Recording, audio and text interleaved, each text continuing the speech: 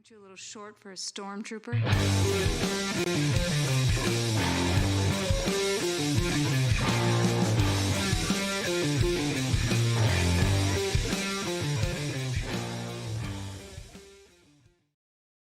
Another episode of the Multiverse Report.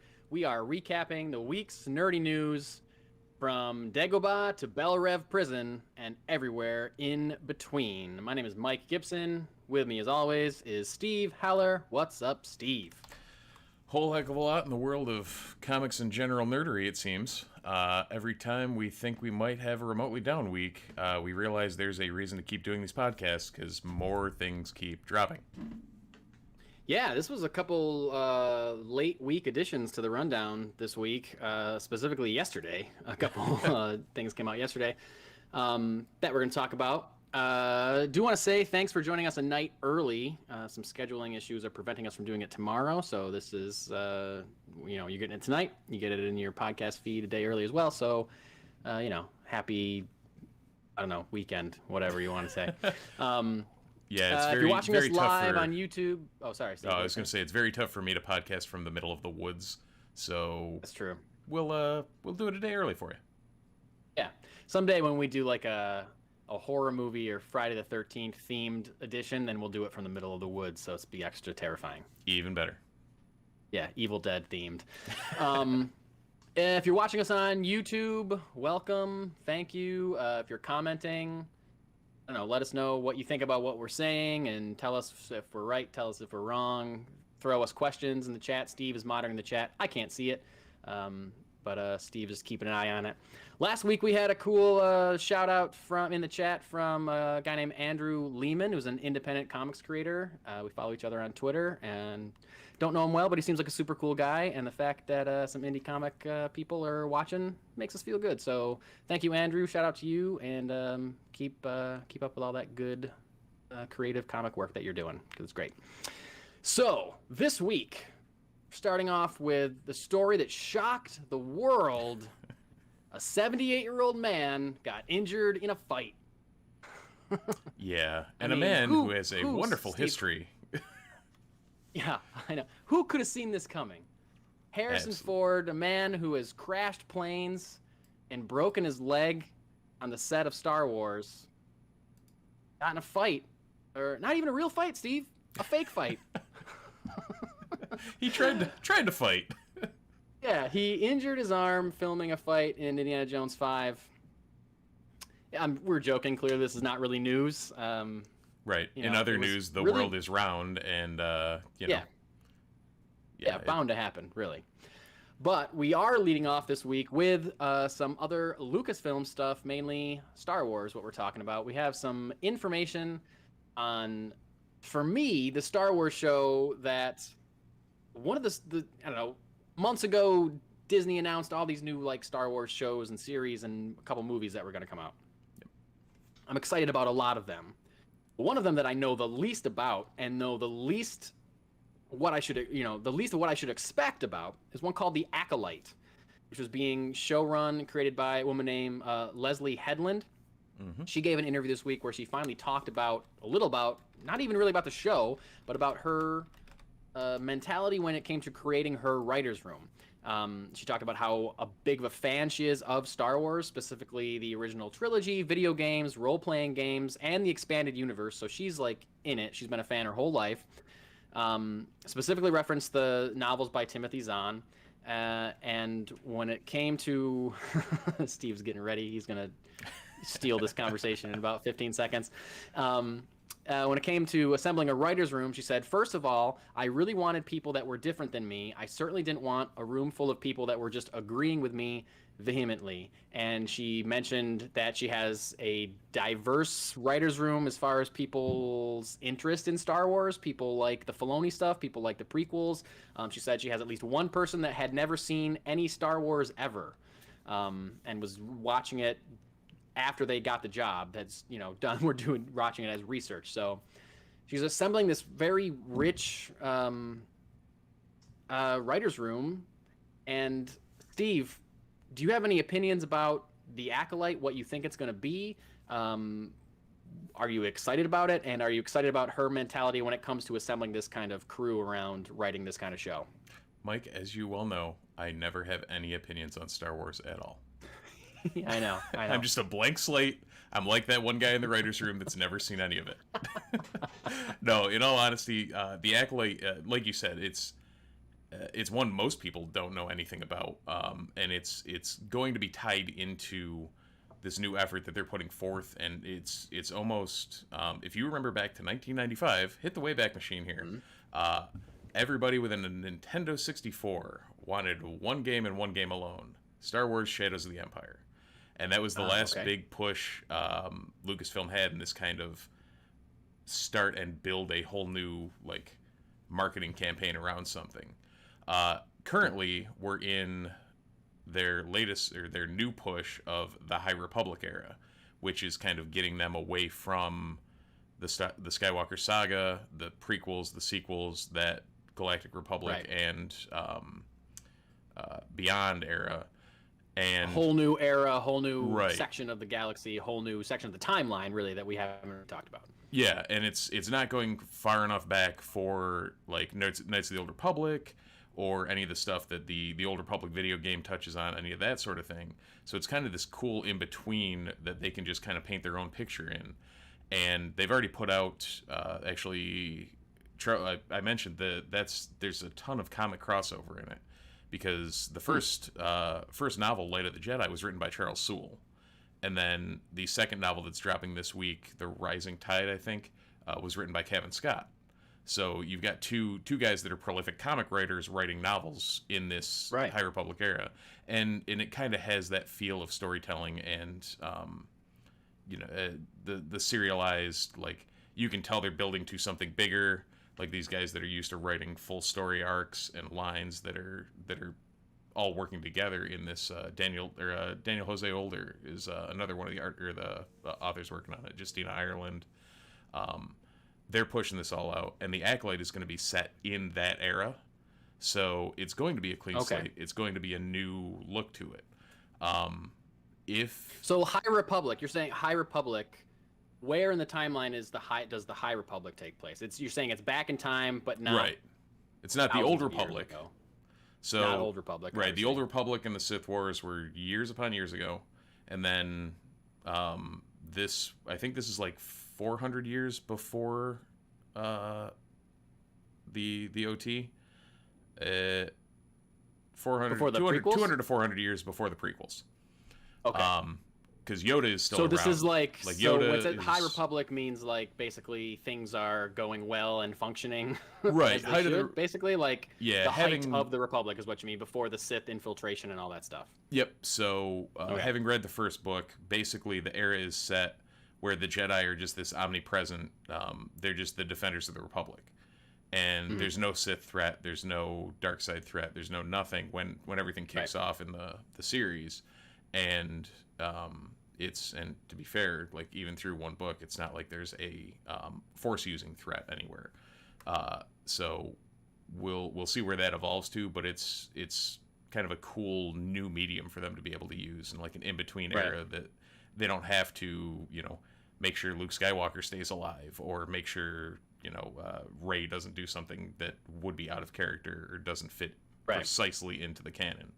So gives them a lot more creative freedom, and it'll be good to see them kind of, especially with, like you mentioned, a writer's room like that, and people that haven't seen Star Wars and people that were obsessed with the expanded universe having influence on it, because there's a lot of good things and a lot of things that they've gleaned from it so far, from the old expanded universe. So it sounds like this show could be a pretty good entry point for people that aren't familiar with the series, or with anything, a way to introduce a world and a look and a feel without having to know, all the 3 trilogies or whatever. Yep. And I think that's good. I think it's good that she's assembling such a diverse. I feel writer's room. I feel like there's going to be people online on the internet that are like, "How could you hire someone that's never seen Star Wars?" Like, right. I think that's brilliant. I think that's a way to make it feel fresh and to make sure that you're not living in your own little fandom bubble. Yep. Like having other just opinions and fresh looks on things. Like there's people that are younger than us that grew up with the original trilogy and the prequels, watching them together and love the prequels just as much as they love the original trilogy. Yep. You and me maybe look down on the prequels because they're not good, but right. Well, and when our kids are growing up, like, they're gonna know the sequel trilogy, and exactly, it's like, is that gonna be their trilogy? So yeah, dude, honestly, the first time I showed my 4-year-old son Star Wars, he's only seen the first one, he's only seen A New Hope. Literally just watching that movie, I already knew. I was like seeing it through his eyes for the first time. He's seeing the CGI Jabba the Hutt. He's seeing Han and Greedo shoot at the first time, right, at the same time, and Greedo misses, inexplicably. He's seeing all this stuff. He doesn't know all the background of it, but he still is enjoying it, and he's still liking it. And watching that through his eyes, I'm like, I'm gonna understand Jar Jar Binks. I'm gonna get it. I'm gonna think he's funny because my son is gonna think he's funny. Like, I just know that right now. He's not gonna. I get it. Like, watching these movies with my son is gonna make me like the prequels more. It's gonna make me not care about Rise of Skywalker, missing the ball or whatever as much. Like, because he's not gonna have all this baggage of behind the scenes, who wrote what, whatever. And I just knew it immediately. So, kind of like you're saying, like, it's just going to be a thing. It's an entry point. Doesn't matter when you saw it. It doesn't matter if you like whatever came before. You're going to be able to get into this show because it's all new characters and there's no expectations. Star Wars, I'll say this to the day I die. If you don't like a Star Wars movie, it's because of your own expectations about what you thought that Star Wars movie was going to be. Whether we're talking about the prequels, whether we're talking about Force Awakens, Last Jedi, Rise of Skywalker, like, the movies are the canon. That's always been something that's unique about Star Wars. Like, the movies set the plot line, they set the tone, they set the story, they set the canon. So regardless of what you think should have happened in that movie, what did happen in that movie is the canon of the story. So if you don't like a movie, it's just because of your own expectations, and that's something you have to deal with personally. It's happened to me. I'd be shocked if it hasn't happened to every Star Wars fan at some point. Oh, yeah. I've had to come to terms with Rise of Skywalker. It's fine. Yeah. It happens to the best of us. I heard somebody else, I don't remember this person's name, but I heard somebody else say this. I think it was on a Star Wars Minute podcast, which is a great, hilarious, fun podcast. Two guys that watch all the Star Wars movies 1 minute at a time. If you're not listening to it, you should check it out. It's fun. They're doing Last Jedi right now. Obviously, very controversial film. And this guest they had on, I'm sorry, I can't remember his name. He said, when Star Wars does something that you didn't expect or that you don't like, whether it's the prequels, whether it's Last Jedi, whatever, he compared it to, he said, it's kind of like if you're in a relationship and your partner cheats on you, but then you decide to stay together, and it's up to you to not constantly bring up the fact that they cheated on you. If you want the relationship to work, and you have to do your part to understand that that's in the past and it happened and now we're going to move on. Like, you can't just constantly dwell on, but the prequels don't make sense because of this, or Last Jedi should have done this, or Rise of Skywalker should have, like, okay, yep, it happened.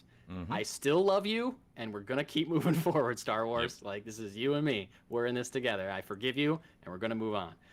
And if you can't do that, then stop watching Star Wars. That's all I got to say. Right. Or if you can't do that, your new jumping on point, much like I think we've seen it in other media before, New 52, every time they relaunch a Marvel title, every time they rebrand and relaunch something else, give it a new jumping on point. High Republic is that. So dive in. What the hell? Why not? Yeah, and that's something that, something Marvel, I guess Marvel could do. Like, Marvel and DC, I guess they could figure out a way to do something that took place years before to free them up a little bit. Because you and I talked about, I think it might have been last week or the week before, like, if the MCU was getting too big for people that aren't already in it to, to get new fans, basically. Like, if it's too overwhelming, it's already too overwhelming for some people to start watching 23 movies. Star Wars or Lord of the Rings or Game of Thrones, they have this deep, rich history of a different timeline, a different world, basically, where they can go like, well, yeah, this takes place 1,000 years ago, things that have already been referenced in other media. And, Marvel and DC, like, yeah, these heroes have been around forever, but they all take place, quote unquote, in the present. Right. You're and looking there's at not too many opportunities for them to be like, well, this story took place 100 years ago and doesn't affect anything in the Infinity Saga, right. or anything like that, you know? Yeah, So it's cool that you've Star Wars seen- can do that, and it's not something like Mandalorian. I think is also a pretty good entry point for Star Wars people, but it's also a thing where they're doing an amazing job with that show, but their hands are tied in a certain way. But there's certain things they can't do. There's certain places they probably can't go without having to explain things, and even I feel like if something big happens, like the end of season 2, when spoiler alert, spoiler for the end of season 2 of Mandalorian. If you haven't watched it, skip. Ready? 3, 2, 1. Luke Skywalker shows up at the end of season 2 of The Mandalorian and immediately has everybody saying like, okay, well, where's he going to go after this, and how's that going to affect this, and what's this going to happen, blah, blah, blah. By the time we get to this, what's going to, you know, it sets off a whole chain reaction of us filling in the blanks in our heads. But something like The Acolyte, I feel like you can do huge things because it takes place so far in the past. It doesn't really matter what you do because any chain of events you set off will probably have run its course by the time we get to anything that we've already seen. Yeah, absolutely. And it seems from what they've set up in the first couple of pieces of media they've put out, it really does isolate itself as far as how it starts in a way. Like the only ties are what is it? It's Yoda and Oppo Rancis, I think, is the other Jedi on the council, the snake looking dude. He's still around. I know one of two of those people. The snake-looking dude? Who's the snake-looking dude? There was like it's got like a I'll send you a picture later. Is he in the prequels? Should I know this guy? He is he in the prequels? I don't know. We'll figure that out at some point. Right. Well, maybe it's my fault, but well, to be fair, if you haven't watched the prequels 8 million times, I can't really blame you because I know I haven't. Not good. Not phenomenal, but as you said, still canon. One thing that really threw me off that used to be canon and is now apparently going to be canon again is Rogue Squadron. And Rogue Squadron. We got Rogue Squadron, the OG Rogue Squadron. Again, a great Nintendo 64 game. But the original Rogue Squadron has a forever place in my heart from the original X-Wing books by Michael Stackpole and Aaron Alston. The new Rogue Squadron, which I originally thought was going to be referencing, said X-Wing squadron coming out of the Battle of Yavin, and then, through the Battle of Endor and whatnot and beyond, is apparently not going to be that. However, it will be a new fighter squadron in the Resistance era, and the movie that they're going to debut will be directed by Patty Jenkins, who has so far, a decent track record with pop culture movies, I'd say. Yeah, I think so too. And Rogue Squadron got its own head writer this week. It was announced that a guy named Matthew Robinson is going to be writing Rogue Squadron. This guy who wrote The Invention of Lying, Love and Monsters, and the Little Shop of Horror remake that apparently is coming out. I didn't know they were remaking Little Shop of Horrors, but that is a hard... Little Shop of Horrors is a great movie. It's like a perfect film. Yeah. And I guess the film that I'm referencing is the one with Rick Moranis and Steve Martin. That's a remake in itself. So it's been remade once, but that's kind of a perfect film. To remake it again, that's a tough call. So Matt Robinson, I hope you're a good writer because that must have been hard. And I will judge what I'm going to think of Rogue Squadron based on how you did Little Shop of Horrors. I'm telling you that right now, Matthew Robinson. Anyway, he's going to be the writer of Rogue Squadron. Now, this is a movie you referenced. It's going to be directed by Patty Jenkins. They announced this a couple months ago as well when they announced all the new shows that they were coming out with on Disney+. I'm real excited about Rogue Squadron only because Patty Jenkins is doing it, and because it could possibly serve as another jumping on point for people because it's going to be fresh. I guess I don't know. I guess we don't really know what it's going to be about.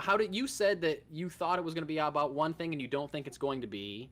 What makes you think it's not going to be? I guess I haven't seen anything about this other than now that there's a writer and that Patty Jenkins is Patty Jenkins is directing it. I haven't seen anything about what it's going to focus on or who it's going to focus on.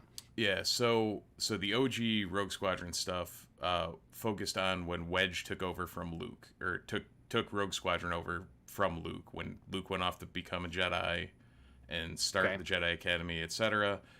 Wedge Antilles, like after the Hoth battle. Yeah, pretty much. Okay. Wedge Antilles ended up becoming Rogue Leader, and it followed. Rogue Squadron became like the elite fighter group for the New Republic through all of the EU, and very, very good storytelling. Very good dynamics. What it made me realize is that possibly my favorite part of Star Wars is the non-Jedi stuff and the non-Force stuff, and just the fact that there's this huge universe that they created, that there's a bunch, like, there's normal people that are just in a, effectively a fighter pilot squadron, like the U.S. Air Force or something, that it just showed a bunch of normal people doing normal missions and stuff like that, normal for how you can make a Star Wars book. But, that's part of the reason there's an X-Wing sitting over my shoulder for anyone watching on YouTube. And also all of those Rogue Squadron books. Also, great comics by Michael Stackpole as well, if you want to look into those. All on Marvel Unlimited now. But that whole setup, it seems Patty Jenkins is apparently the daughter of a former fighter pilot. And in the original teaser trailer, she mentioned, hey, I took this as a directorial job because of that, and that I always wanted to fly a plane, and instead I'm going to fly an X-Wing effectively. And it's like, okay, you're onto something here. You've at least got the roots. You've got the pedigree from the Wonder Woman movies. You've got a lot else going for you. It's kind of got me pumped. So because she seems so passionate about making the greatest fighter pilot movie ever. Basically, I think was the part of the quote that I read from her. Basically as a tribute to her father, who died in combat as a fighter pilot. That shows you that she's really got a passion for this kind of storytelling, and it makes me think it's going to be really focused on the pilots themselves and their relationship, basically, and it's not going to be like a backdoor, reveal of Luke Skywalker at the end or something like that. It's going to be new characters. Do you think that it's going to spin off from? I mean, there's no way that this can take place during the original trilogy. Really, no, they said. You think it's going to be more like a modern Resistance era. So maybe Resistance era. Okay. Maybe Oscar Isaac comes back and reforms Rogue Squadron or something like that. So that'd be cool. Another showing of BB-8, my son would be fine with. He now has a weird affinity for BB-8, so okay. It's not weird. That guy's cute. Oh, BB-8's awesome, but like every time he sees him, that's BB-8. That's BB-8. I'm like, okay, cool. That's awesome. So, yeah. My son is more of an R2-D2 guy right now. Fair enough. It's only because he's actually seen a movie with R2-D2 in it. So. Yeah, we have a book called what is it? I Am a Droid. Oh, we have that one too. It's great. Yeah, so Sebastian will now walk around saying beep bop boop, and because that's R2's quote unquote catchphrase in the book, and it's amazing how much these random stories have impacts on 4-year-old brains. Yeah, it's crazy, and even like the design now, like when we were reading it before he saw a Star Wars movie, he would ask, "What's that guy's name? What's that name? What's that thing's name?" And I would have to like look all of them up, this. Like he's asking about like Walrus Man, like what's his name? I'm like, it's Ponda Baba. Like I have to like look it up. And he thinks that's hilarious. That his name is Ponda Baba. Did you just name drop the guy on my shirt? Oh my gosh, yeah, you're right. I'm literally wearing a Ponda Baba shirt. I didn't even notice. I just saw the wanted. I didn't see who it was. That's hilarious. But now that he's seen one and he knows that there's more movies, he asks, what movie is that from? What movie is that from? What movie is that from? And I'd be like, it's from Attack of the Clones. That's from Revenge of the Sith. I don't know when you're going to see any of these, buddy, but just, hold tight. Revenge of the Sith, we might want to hold off a little on. I know, right? I feel like there's the first two, the prequels, fine. Yep. That third one, only because a man gets burned alive in front of you, like you Yeah. watch it happen. That I don't know. That might be a little bit before he gets to see Revenge of the Sith. Anyway, I'm very excited about Rogue Squadron.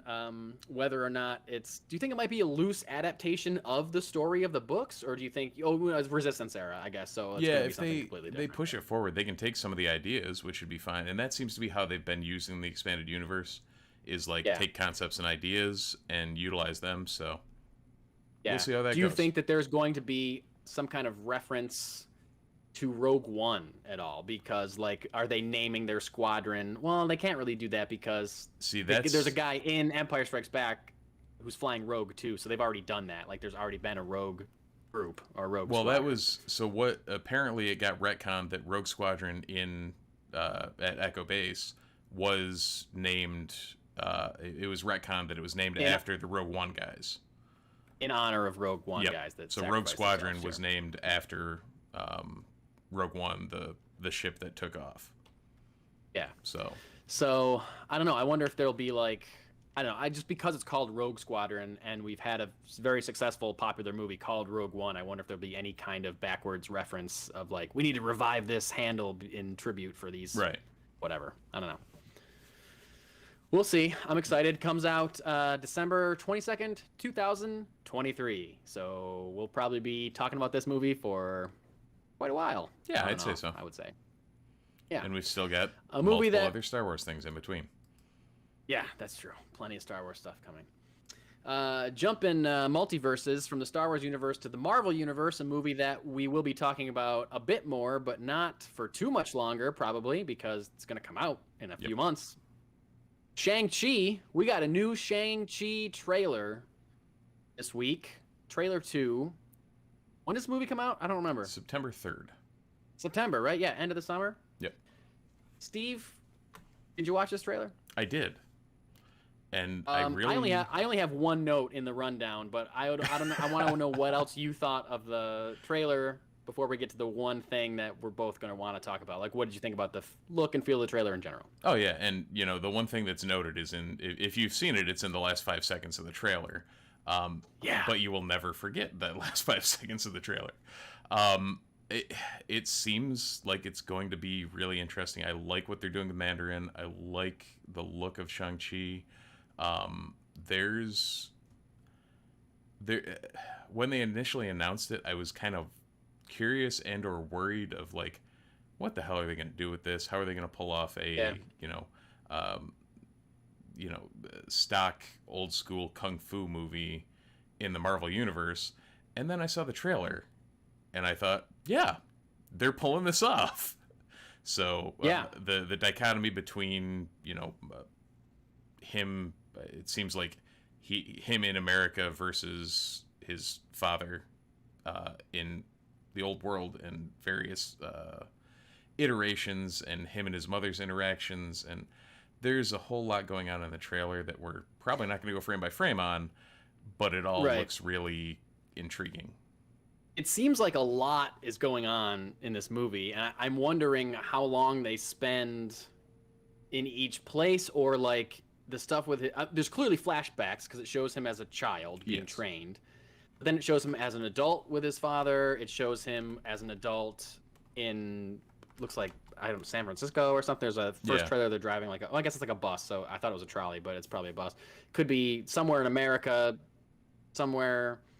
Seems like they're jumping around a lot. They're going a lot of different places and a lot of different stuff is happening. So it'd be a lot to balance, I guess. Mm-hmm. But it looks great. I guess I'm saying I don't know like the format of this movie. And there's still a lot to know. There's still a lot to find out. They're not giving too much away, which I really like and I appreciate. What is the thing? I know like the Mandarin in MCU chronology, like Wheel is in charge of the 10 Rings terrorist group is what they're called. It looks like he's wearing like 5 rings on each arm, and they have some like magic ability. When he like thrusts his arms out, they like kind of come off, and he's like in control of them or something. Yeah, like, and is like that canon from the books? I'm not too familiar with the actual Mandarin. Is that something that he does in the books? See, I don't remember about Mandarin whether he actually had control of the 10 rings or that's beyond where I read. Like that, I've read very limited in the Shang-Chi and Mandarin era. Yeah. So I don't know how that ties in. I know that's, historically the 10 rings, each of them has like a different power. And Yeah, that's what I thought too. yeah. And I don't know if it's tied to Mandarin or not. Probably is. Maybe isn't. I think it is. I think he originally had. I think they named the terrorist organization the Ten Rings in Iron Man, the first Iron Man movie, Oh, yeah. as an Easter egg to foreshadow the Mandarin villain, Mm-hmm. which I think was cool. Like, let's update it and make it a terrorist organization that calls themselves the Ten Rings instead of called themselves the Mandarin Disciples or whatever. I thought that was a cool way to update it. The orange slices. And yeah. And so from my understanding, the Mandarin had 10 rings and they were magic and he was like a sorcerer or something, right? Or had like wield magic powers or something like that. Again, I don't read too much of it, so I could be wrong. I could be misremembering what I've read in the past, but I think that's I think it's a cool visual, what they have. And if that's what it is, then it's a cool update instead of him just wearing, I feel like maybe if he was wearing 10 rings, it might look too similar to the Infinity Stones. Actually, maybe that's why they changed it. If he had just like a different colored gem on every finger, it'd be like, right. We've seen that before. So that's a good update, I guess. But let's talk about what we want to talk about, and that is the reveal at the end of this trailer. Seemingly, Shang-Chi is going to fight the Abomination. The Abomination from the Incredible Hulk. And he had the little fins on his ears like he does in the book. Mm-hmm. Like they put his little fins back in. Steve, why is Abomination in this movie? I have no idea, and why he's fighting Wong, I really don't know either. So was he fighting Wong? Yeah. If apparently, if you look, Shang-Chi and whatever Awkwafina's character is are standing outside the cage, and he's fighting Wong. Really? So who knows? So there's the Wong tie. There's also like Abomination. That must mean he's got to tie into She-Hulk, because that's the only Hulk property coming soon. I literally realized that there was a new Shang-Chi trailer because She-Hulk was trending on Twitter, and I clicked She-Hulk expecting to have She-Hulk news, and all I had was screenshots of the end of the Shang-Chi trailer. So I was like, this is a weird backwards way to find this out. But I guess that's what I'm thinking too. Again, I haven't read any I don't think I've ever read a specific Shang-Chi book. I've read books where he's been in like team-ups and stuff, but I've never read a real Shang-Chi book. So, but I don't think the Abomination is like a big part of his story. It would certainly be cool to see him, a human being, fight the Abomination. Right. And it's just cool to bring him back. Like, a lot of people for a while were thinking that the Incredible Hulk MCU movie was not technically canon because they recast Ed Norton with Mark Ruffalo. Right. Even though they do mention breaking Harlem in the first Avengers movie. And then they brought back William Hurt as Ross. What's his face there? Thunderbolt Ross. So that kind of canonized it for sure. And now they're bringing back Abomination, even though he looks different with his cool little fins, which I'm a big fan of. The rest of him looked exactly the same. It looked really like the same whatever CGI body they used, and face and everything. Everything else just added the little fin ears. Which, and hey, I'm all the sure they're not going to superheroes, spend. all the superheroes Sorry, get what? costume updates. So why the hell can't Abomination? Why can't Abomination? I'm sure they're not going to really spend too much time in the movie explaining this. I mean, if they do, I would love it, but I'd be shocked. Right. Because it's not called the Abomination; it's called Shang-Chi. What happened to him between the Incredible Hulk and now, and how is he not in the raft in a floating prison, and how did he get out of there and now is in a cage match somewhere in the middle of whatever country they're in? I don't know. Right. Against a random sorcerer. Yeah.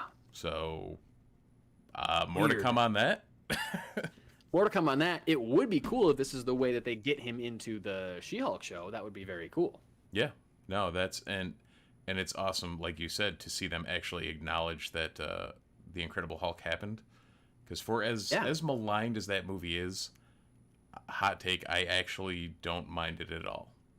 Dude, for me, that's not a hot take. I love that movie. I think it's really great. I think it's very underrated. It's not perfect. It definitely has some parts that are, weaker than the rest, but I like it more than some other standard Marvel movies. Oh, for sure. Now, here you go.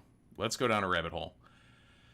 If Edward Norton had stayed as the Hulk, how does that change the rest of the MCU?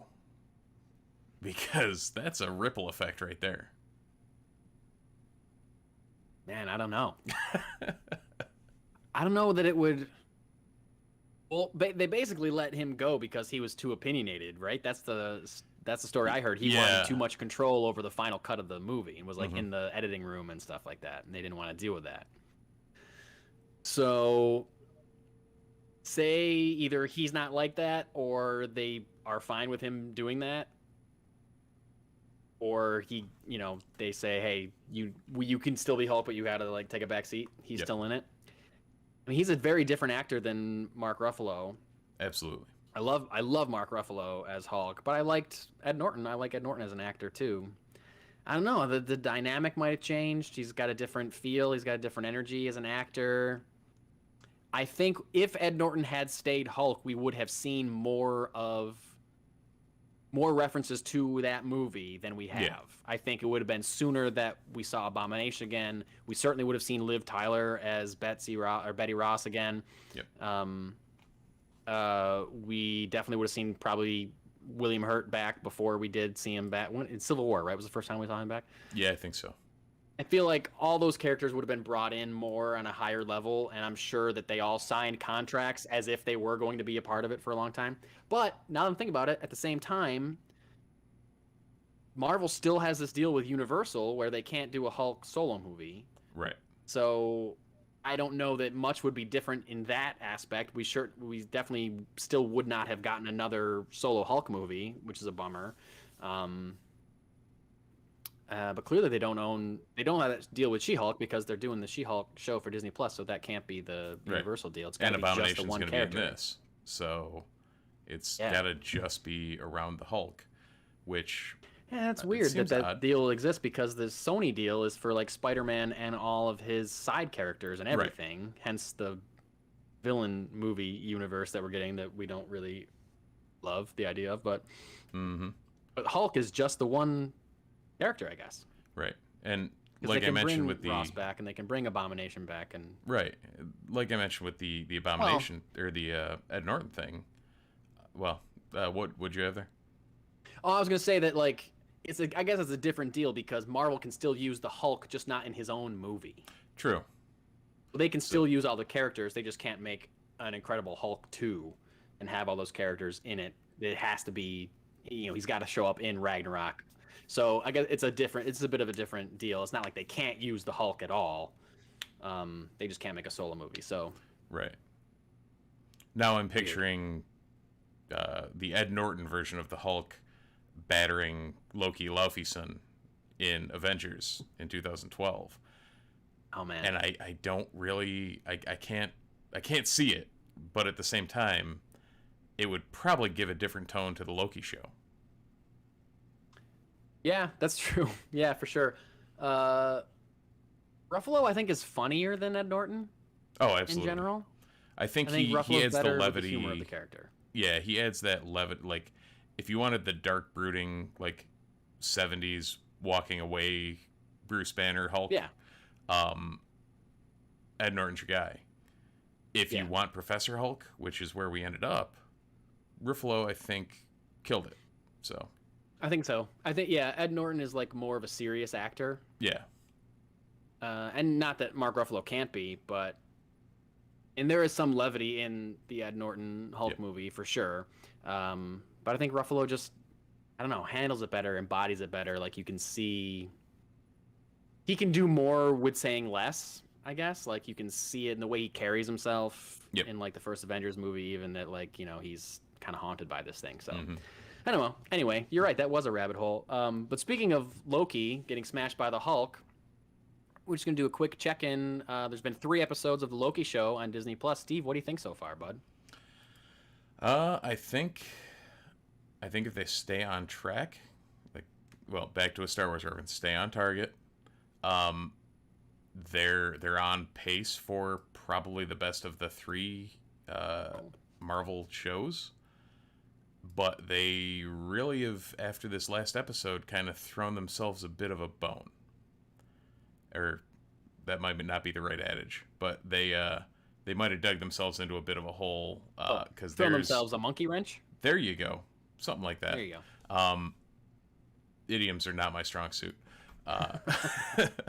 But they had 2 very, very strong, very, paced episodes, and that dynamic of Owen Wilson and Tom Hiddleston absolutely nailing it and just, keeping the show moving. And, well, I did like the character development and the act, like, the Enchantress, Sophie, can't remember her last name. What's that? Did they give her a last name? I thought it was just Sylvie. Oh, Sylvie. Well, Sylvie's her name. Sophie something is the actress's name. Okay. Sorry. Yeah. Yeah. So that the whole dynamic between her and Loki seems great, but they took a whole episode of exposition, and there's only 3 episodes left, and there's a ton of things they need to tie up. So from a pacing standpoint and what they're gonna do, I'm kind of curious as to how it's all going to tie together and what we're going to see for the rest of this show. Yeah. I like it a lot. Yep. I don't think it's one of my... I think it's, so far, it might be my least favorite of the 3, actually. Sorry, that hot take, I know. Oh, no. But I can totally see that, too, though. That's the thing. Sorry, say that again? I can totally see that, too. That's kind of the, like... I liked it from the beginning for certain things, but I can also see why it's like it could be on that periphery of. And I think I only thought of it right now as I was listening to you, why you like it and what your worries about it or whatever. Yeah. I only realized that I think I don't really know what the show, like, I don't know what the goal of the characters are. Really. Right. Like, Loki just wants to talk to the timekeepers. That's all he wants to do. Like, I don't really know what he wants. Does he want to join the TVA? Does he want to take over the TVA? Does he want to take over Sylvie? Does he want to take Owen Wilson's job? Like, I don't really know what he wants. Right. And he's just kind of like stumbling through. I know he's trying to talk to the timekeepers. That's all I know. And I know, like, he's a trickster, so there's gonna be twists, and you don't know what he wants until, like, I get that's the point of his character, I guess, but, like, I need some more, like, motivation, I guess, from him. Right. That they don't really give you. He's trying to save his own life constantly, and that's his motivation. I think the look of it is great. There's so many spectacular visuals in it, like the whole sequence. The majority of the last episode was them on that planet where the moon was exploding. Like, that was a cool idea.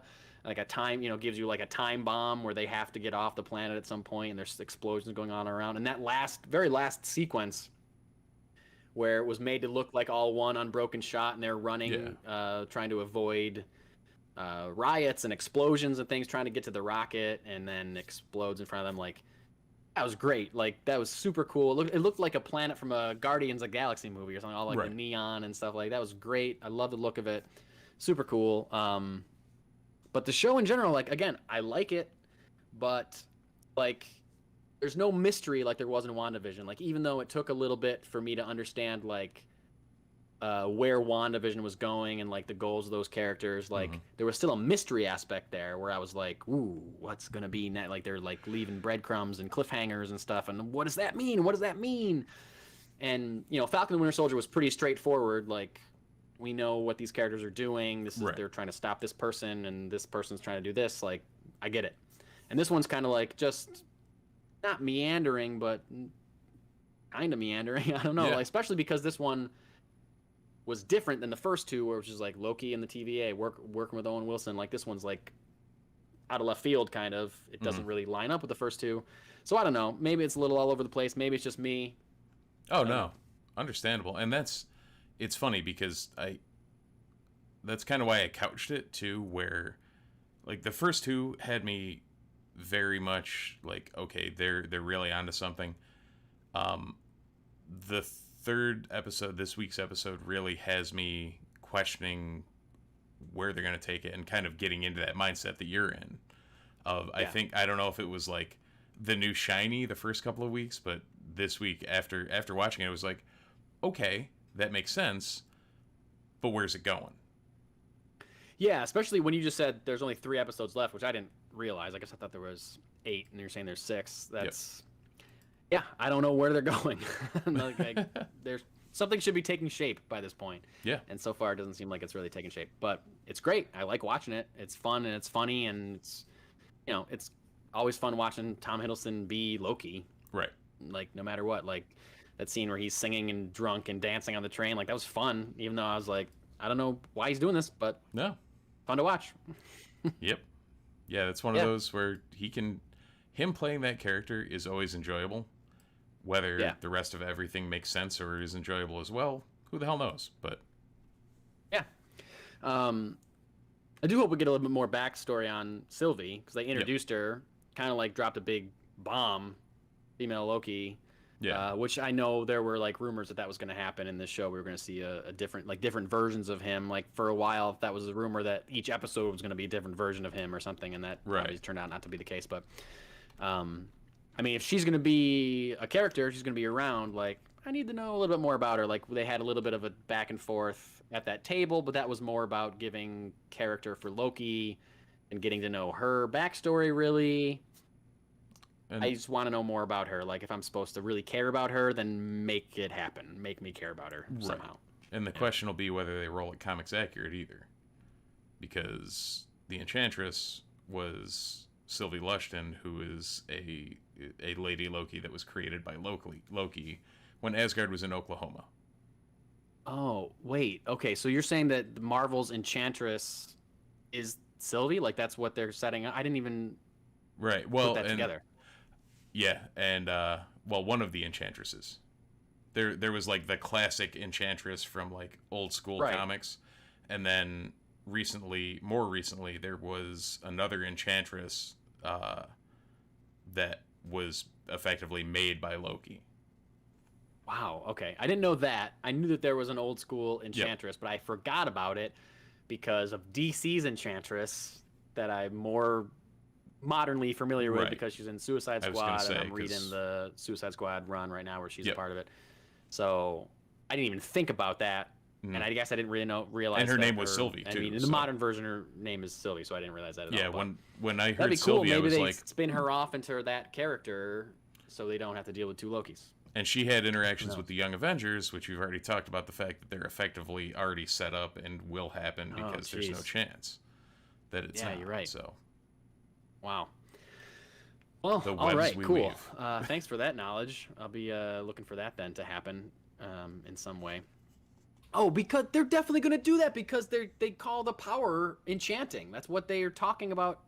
Oh, yeah. Like, she's possessing people. He's saying that to her. Well, there we go. He's saying, like, enchanting is this. You're enchanting people. How do you tell me how to enchant people? Steve, we got you and I just figured out what I'm sure the rest of the internet knew 3 days ago. Absolutely. That's why we're here. Hey, it could be worse. Could have been 4 days ago. How exciting is it for the people watching and listening to us right now, listening to us figure out, they're screaming at their phones, they're screaming at their screens saying like, you idiots, how did you not realize this? Hey, here we are. We got there. And maybe if you didn't realize it, then you took that journey along with us. Thank you for being here, you wonderful listeners, you. Jumping multiverses again from Marvel to DC. We got a couple quick DC stories. Big one just happened yesterday, I think. A Madame Xanadu series has been announced for HBO Max. Madame Xanadu is a lesser-known DC character. She was introduced in the late 70s. Very powerful sorcerer or sorceress. She's got like kind of fortune teller vibes, like we talked about a couple weeks ago. Zatanna is a very powerful magician sorcerer, but she's got like magician, top hat and coattails kind of vibes. This is similar powers dealing with the occult and possession, things like that, but fortune tellers, tarot cards, things like that, crystal balls, what have you. She's been a member of the Justice League Dark team. She was played by a woman named Gerald Prescott in the tragically cut short Swamp Thing series that they did in like 2018, 2019, a DC Universe exclusive. Why isn't that on HBO Max? I'm pretty sure the Swamp Thing, one series of Swamp Thing is not on HBO Max. It should be. And even though it's only one season, everybody listening and watching this, watching this, should seek out and find the Swamp Thing series because it was awesome. It was effing awesome. It was so good. It got cut short and got canceled. It was dumb. Bring it back, Warner Brothers. It's on the list now. Yeah. Also, to so update good. the list, as a quick aside, my wife is now hooked on Doom Patrol. Yes. So congratulations, Steve. we got there. And this was from me watching a random episode and her just sitting down, and she was like, I like this. Yeah. I'm going to keep watching this. I was like, okay, Yeah. cool. I got that with my wife. She turned to me and said, "This is really good." Yeah. And then like 5 minutes later, she's like, "This is really messed up." And I was Mhm. like, "Yeah, I know." It Both can of those be things are true. Right. Things at the can be same two time. things. Yeah. She didn't end up watching with me, but she recognized that it was good. So that's all I need. Really, that's all I really need. Oh, there you go. The Madame Xanadu TV series is going to be another produced by J.J. Abrams and Bad Robot, his production company. A couple years ago, he signed a massive deal with Warner Brothers, and everybody was speculating on what he was going to do with Warner Brothers. We're like, oh, he's going to take over the DC universe. He's going to start directing movies. He's going to do the new Superman movie. He was connected to a Superman movie 20 years ago or whatever. He's finally going to make a Superman movie. He's a perfect fit for Superman. What does he do? No, he's going to all these dark occult figures. He's already, the first thing they announced was he's going to produce, or Bad Robot is going to produce, a Justice League Dark series. Then they announced they're going to do a Constantine series. Then they announced a Zatanna movie, which I don't know if Bad Robot is really producing the Zatanna movie or that's just the character that they're introducing. But now they're doing a Madame Xanadu TV series. Steve, you and I talked about this when we talked about the Zatanna movie that they announced. I think it's very possible that they're going to do a Defenders style thing where they're going to do a Constantine series, a Madame Xanadu series. Maybe they do maybe the Zatanna movie ties into it, and they end up doing a Justice League Dark series with all these characters, Defenders style or Avengers style. If you're talking big screen for Avengers, small screen for Defenders. If you don't know what we're talking about, we're just talking about introducing characters separately and then bringing them together for a big team-up event, whether that's a miniseries or a movie. Right. I would love this. Yeah, I think this is a smart thing like... to do, and this is the thing that everyone says DC should have done 10 years ago when they started trying to build their cinematic universe. My only question is which one is going to be the Iron Fist series? Ooh, rough. I hope none of them. I mean, to be fair, there's only 3 that have been announced, and Jessica Jones, Daredevil, and Luke Cage were all good, so as long as they don't go to number 4, true. You should be good. Yeah, that's true. I gotta look into the Zatanna movie because it seems like I don't remember seeing that J.J. Abrams and Bad Robot were producing the Zatanna movie, so maybe that's not going to be part of it, which would be a bummer because she has been a part of the Justice League Dark team for so long, and she has a connection with Constantine. But she's also like, how many sorcerers do you need on one team? If you have Madame Xanadu and Zatanna, and Constantine's got some sorcery powers at the same time, like, it's kind of a mystical heavy team. So maybe she's not. Maybe next week we could hear that they are rebooting Swamp Thing, or they're bringing Swamp Thing back, or whatever, and then that's going to tie in, or they're doing a Etrigan the Demon series. That'd be weird, but that he's going to be. I would love if he was in the Justice League Dark series. I'd love to see a live action version of that guy. But anyway, I'm very interested in this because this is like a side of DC that hasn't been explored really in any other medium besides comics. And anybody that gets mad at DC for just making Batman and Superman movies over and over and over again, only focusing on Batman and Superman, you should be excited about this because this is like another corner, a dark, magic, occult focused, version of the DC universe that's out there, and it's interesting, and it's gonna be dark and creepy and awesome. So I'm pumped about that. Something that has a little bit to do with magic, but certainly not as dark. Shazam, and we got after you and I have been talking about Shazam suits on and off for the last couple of weeks, we got a official picture of the new Shazam suits from David F. Sandberg. He posted it on his Twitter account or on social media this week. And I gotta say, they look great. They look a little bit more textured, a little bit more darker. There's definitely like some different tones in there. Some of the brighter colors have been toned down. Some of the other like gold and bling and boots and stuff shined up, looking good. And I don't know, all the lightning bolts will light up, as we've talked about previously. What did you think about what do you think about the new Shazam suits? They look kind of in fitting with the rest of what DC is doing, and to be fair, Marvel is also doing with their costumes, in that like comic accurate but make it look realistic-ish, like dull it down a little, still have the colors. Like you looked there was the picture of all 6 suits, and like none of them are bright, amazing, poppy colors, but they're all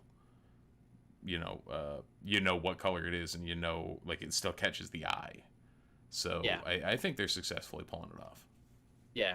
Part of me really liked that in the first Shazam movie, the suits were like really bright, vibrant, like ba-bam colors. Mm-hmm. Yeah. I know a lot of people like, they like their Zack Snyder tones, things way down. They like that DC style. Yep. I don't know if that was a creative choice from the director or studio pressure saying like, you got to tone down the colors. I like these suits. I like them new, but I also kind of like that Shazam was the one so far. I guess Wonder Woman too. But Shazam was one of the characters that was like, nope, I wear a bright red suit in the comics, and I'm going to wear a bright red suit in the movies. And these other people wear a bright green suit, a bright blue, bright gray, bright purple, whatever. Mm-hmm. And we're all going to do that accurately. And I really like that because Shazam is it's a family film, more or less. And I like that tone. And I'm sure that the tone of the movie is still going to be family friendly, same creative team, same actor, so it's not going to take a huge swing, I don't think. I hope not anyway, but oh no, it's going straight dark, gritty, R rating. Yeah. It's Snyder's actually directing it. You didn't know that? I couldn't hear. We're getting the Snyder cut of Shazam. Sorry, it happened again, and I couldn't hear what you were saying. I unplugged my headphones twice immediately in a row.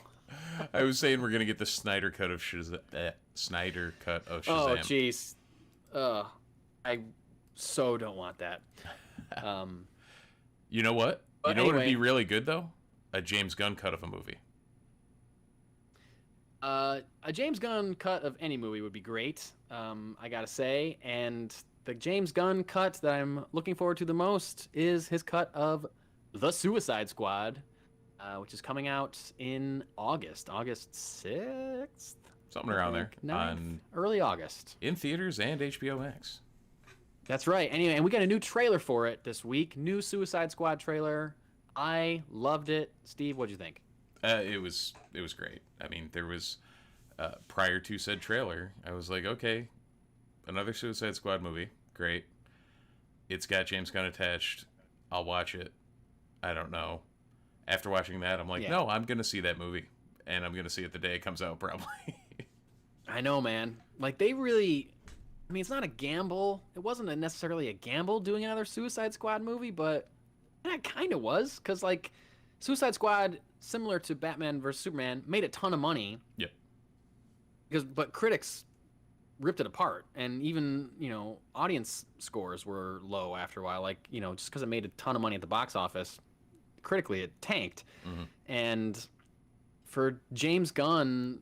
or for Warner Brothers to be like, yeah, let's make another one of those, is surprising, I guess. And it shows to me the trust they had in James Gunn's vision for it. And he's talked about how much he enjoys the original run, John Osterman's run of Suicide Squad, which is the run that I'm in the middle of reading right now. And, he wants to he's basing it on that. He's taking a lot of influence from that. From things I've read, when he got temporarily fired, James Gunn got temporarily fired from Disney and Marvel, he went pretty quick over to Warner Brothers, or they called him pretty quick to say, and they said, what do you want to do? and they gave him like a bunch of characters to choose from. Like, you can do any of these characters, and one of them was Superman. That's been confirmed that he was offered Superman. That would have been a weird movie. It would have been weird, and I also would love to see it. Oh, absolutely. Love to see it. Because as weird and crazy as the movies that James Gunn makes are, whether we're talking about Guardians, whether we're talking about Suicide Squad, whether we're talking about Slither, or like a movie that he made before he really kind of blew up, those movies work. Like the craziness of Guardians, and from the looks of it, the craziness of Suicide Squad, Guardians movies work because he understands the character. He understands where they're coming from. And I think that's the case with these Suicide Squad characters as well. Like, he picked all these characters that he wanted in this movie. He didn't just... He's using some of the characters from the original one. He's using Harley, Amanda Waller, Joel Kinnaman's coming back as Rick Flag, Captain Boomerang's coming back. But he's not bringing all of them back. He brought the ones back that he thought he had an understanding for, that he wanted. He's also introducing all these crazy other... You know, King Shark is in it, and Polka Dot Man. Who thought we'd see Polka Dot Man in a movie? Like, just these characters that are... out of this world crazy. And King Shark, voiced by Sylvester Stallone. Yeah, I know. That's going to be great. And there is... And the version of King Shark that's in the Harley Quinn cartoon, the HBO Max Harley Quinn cartoon, is phenomenal. So the fact that they could give us 2 definitive versions of King Shark and have them be radically different is going to be great. I'm very excited to see it. But those movies... those characters are crazy, but they work because James Gunn understands them and understands their humanity. Even if we're talking about a talking raccoon in a tree, like, he understands the humanity in them, the emotional impact they could have on each other and on the audience. So even, sorry, I just realized that I started saying this thought because we're talking about Superman. I'm bringing it back. I would trust James Gunn with a Superman movie because I believe that he would understand the character of Superman in a way that would make that translate, regardless of what other crazy characters he put in around Superman. I can see him doing a Superman movie where he takes Superman off planet. Like, if Superman it would have to be like he's going to a different galaxy to fight aliens or something like that. And so he encounters all these weird characters that James Gunn would be comfortable with. You know. But anyway, take Superman out of his comfort zone and put but it he in chose guns. Suicide Squad, right? Which again speaks to his love of these characters, love of the material, and again his understanding of the characters. So I'm super pumped for this. This trailer kind of highlighted Idris Elba's character in a way that just makes me think he's going to steal the movie, kind of, he might be like a focus of the movie. Idris Elba can do that. I mean, hell, even as Heimdall, he kind of was like, yeah, he's pretty badass. Yeah. I mean, the tagline for this movie is "Don't get too attached," right? And I think my personal theory is that he brought characters back from the first Suicide Squad specifically to kill them. I think Captain Boomerang is going to die, and I think Joel Kinnaman as Rick Flag is going to die. And I think that's going to be a case where Rick Flag dies, and Idris Elba... I am blanking on Idris Elba's character name. Bloodsport, right? Bloodsport, yes, thank you. The only reason I remembered that is because of the Jean-Claude Van Damme movie. Yeah, nice. And Bloodsport is going to have to, like, reluctantly take lead of the team or something like that. Like, that's my prediction. I could be completely wrong on that because they're shooting these trailers in a way that are making you not really understand. The one thing that you can, if you look at the trailer, you can see that it seems like there's 2 different teams.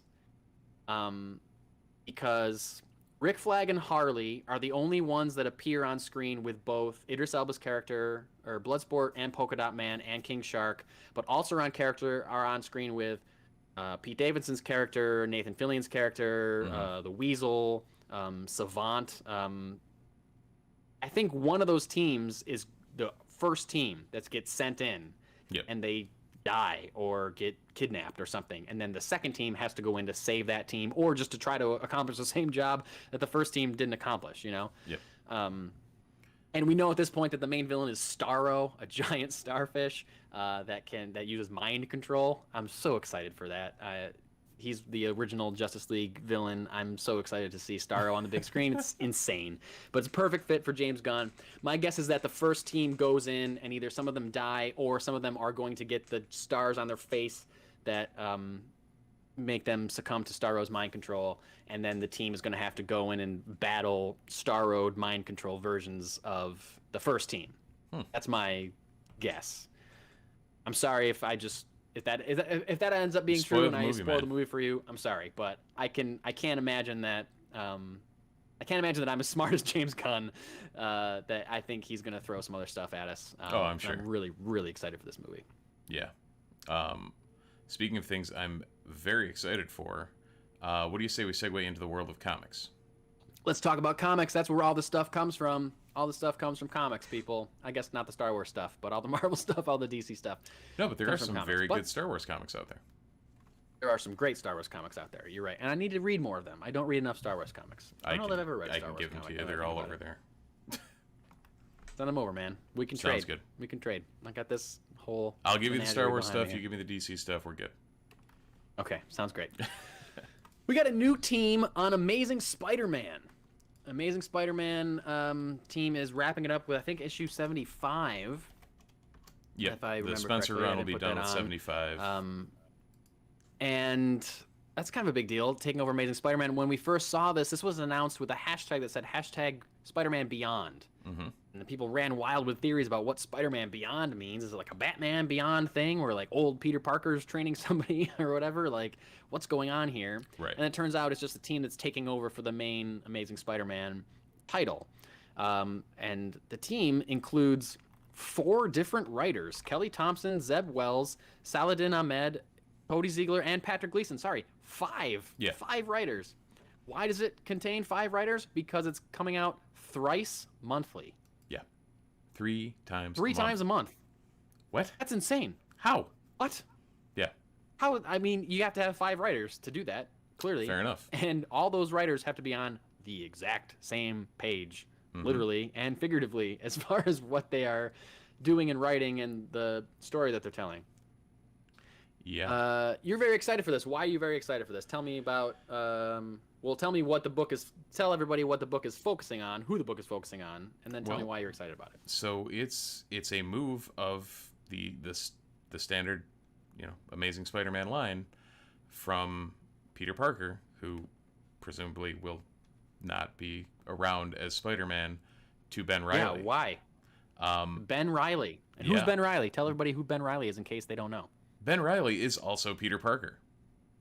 Yeah. So Ben Reilly is a clone of Peter Parker, cloned by the Jackal.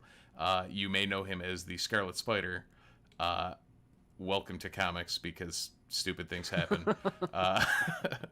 But Reilly also has had some really cool spider suits. Of note, in the art, I picked up somewhere that the art that they've been teasing has had, I think it had like 7 different spider suits like influencing the art on it. So like the offset spider, I can't remember what suit that was from. There was some 2099 stuff. There was like Ben Reilly's stock suit.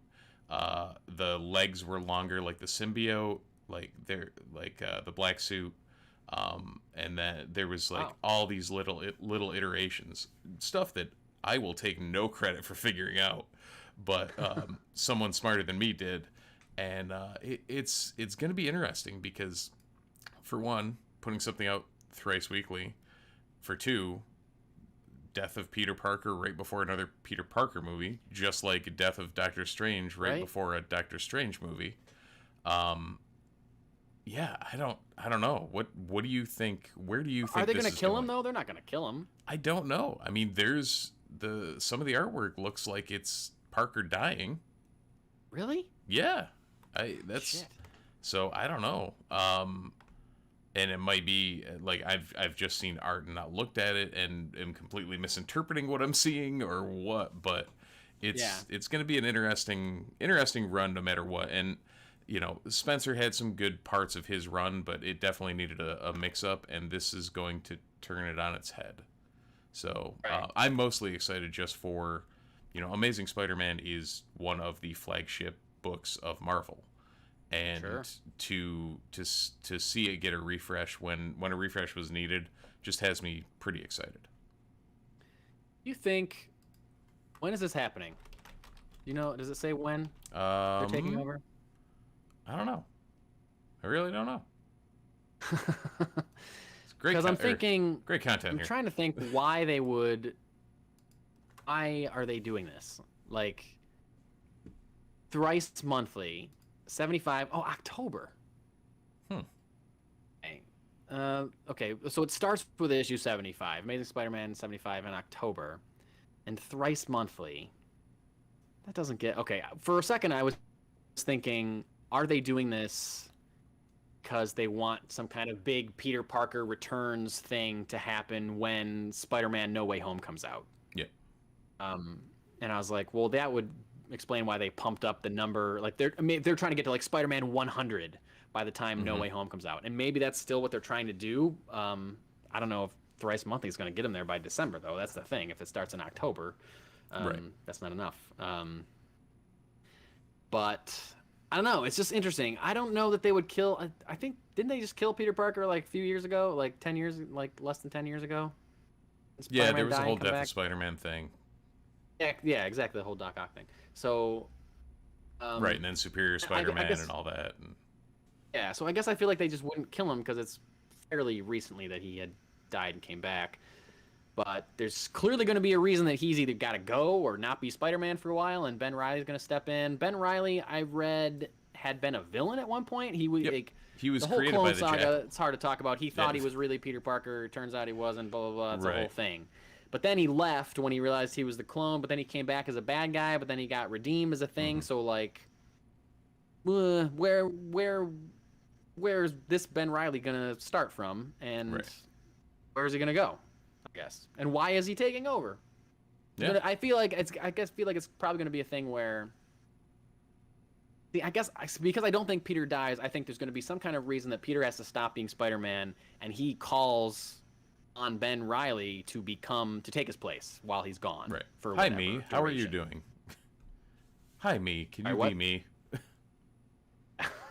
Yeah.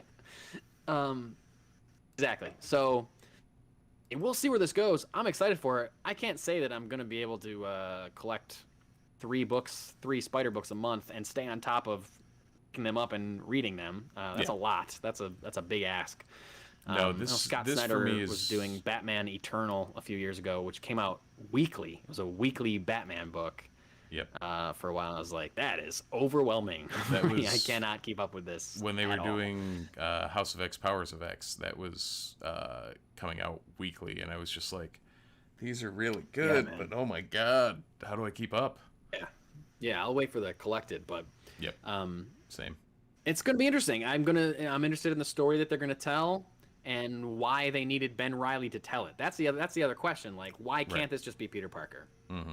Or why can't it be Miles or somebody? Why is it specifically Ben? And I think that must have been an idea that caught some fire with the people at Marvel who approve those kind of things, and maybe it could have been a thing where like, that's a crazy idea, but you can't do it with Peter Parker. Like, okay, well, what if we do it with someone that kind of is exactly Peter Parker?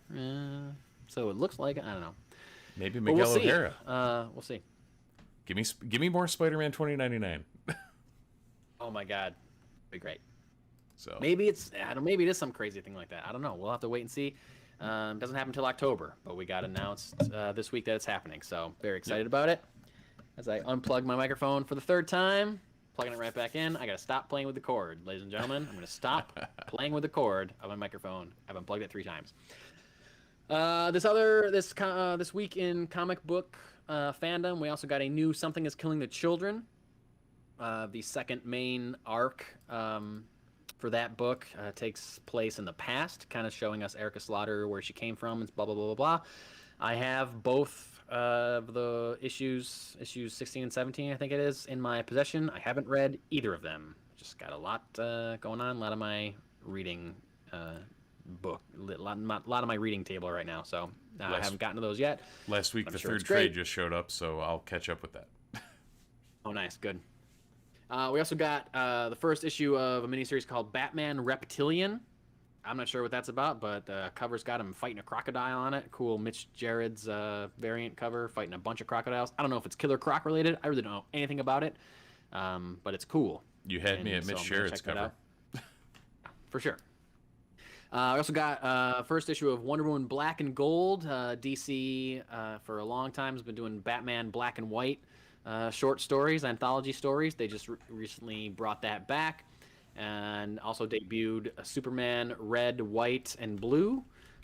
Just kind of anthology books, short anthology books with short stories, and the color in them, the Batman Black and White is just black and white. Superman Red and Blue is just really red and blue colors. Wonder Woman Black and Gold is that same kind of thing with just black and gold highlights colors. So it's really these dynamic dynamic illustrations and drawings of these classic heroes, and it's just cool, reason for like a big writer or a big artist to collaborate on just a really short story, something that's not going to take them away from their main projects, their main books, but gives them the chance to write a character that they haven't gotten to write maybe ever or in a while, and they can scratch an itch with like doing one short story, and it attracts a lot of cool talent to these books. So I'm excited to read that. And we also got Marvel Voices Pride, Marvel's Pride book, DC put out theirs a couple weeks ago. Yep. We got Marvel Voices Pride coming out this week as well. Similar thing, anthology book with short stories focusing on their LGBTQ characters, and that's super cool. Again, I haven't been able to pick a lot of these are on my pull list. I haven't been able to pick them up because I haven't gotten to the comic book store this week. I've had a crazy busy week, but I'm excited about all of them. Steve, is there anything that you're excited about comic book wise? Are you reading anything that's No, I've at present for the last couple months now, I've just been catching up on a bunch of backgrounds that I've missed on Unlimited, and I think I told you our local comic shop decided to inadvertently cut my pull list without me realizing it. So great. Yeah, I fell off of that for a while, and I think I'll be back on it soon, but. When that got cut, I was just like, screw it, I'll just start reading back issues, because there's so many. I mean, with the multitude of comics that have been produced over the last 80 years, there's plenty of runs that I haven't read, and between keeping up with modern stuff, I'm just keeping up with the X books and then reading a bunch of old stuff. So I also got this week, or it was last week, Planet-Sized X-Men came out. I have a copy of that, but again, haven't gotten to read it yet. Looks really great. My son has flipped through it a number of times and enjoyed looking at all the bright, colorful pictures. But I haven't read it. But anytime they do like a blank-sized X-Men book, I feel like I have to pick it up. They're usually pretty good. Just they set a precedent for themselves with that giant sized, in the 70s, and now I got to do it. Oh yeah, it's be a big thing. And this one's they're telling me the size of it. I need to check it out. Right, and this one's tied into the Hellfire Gala, so that should be an interesting read. Yeah. So I agree. Can't wait. Maybe I'll go read it right now as soon as we get off the podcast here. There you go. I'll just start editing. So. Yeah, sounds good. By the way, thank you for doing all the work for this podcast. I merely throw a rundown together and talk, and then you do all the stuff on the back end. So appreciate that, bud. All good, buddy. All good. Speaking of wrapping it up, how about we do that? Because we're out of stuff to talk about, unless you have something else. No, I think that's about it. If you guys want to get a hold of us, email at themultiversereport@gmail.com, on Twitter at multiverserpt. Feel free to check out themultiversereport.com. Like, subscribe on YouTube, on Apple Podcasts, on Spotify, wherever you get your fix wherever of you're us. Listening. If you're listening to this right now, subscribe to it, please. Yeah, it helps fix algorithms so that they tell more people to listen to us, which I'm cool with. The more people that listen to us, the happier we are. Be great. So, yeah. Other than that, I would say that's probably a wrap. Cool, man. Always love talking to you about nerdy stuff. Definitely, man. Someday we'll actually have a sign-off for this, but until then, catch I you guys know, later. we got to get one of those. I've been thinking about that. We need to get like a thing where like I don't know. Like we all say like the same thing at the same time, like multiverse out or some dumb thing like that, where we all like a salute. There we go. There we go. Yeah, I don't know. We'll have to figure it out. If you have an idea for us, email us, comment, let us know what our sign off should be for this show. Until then, bye. Bye.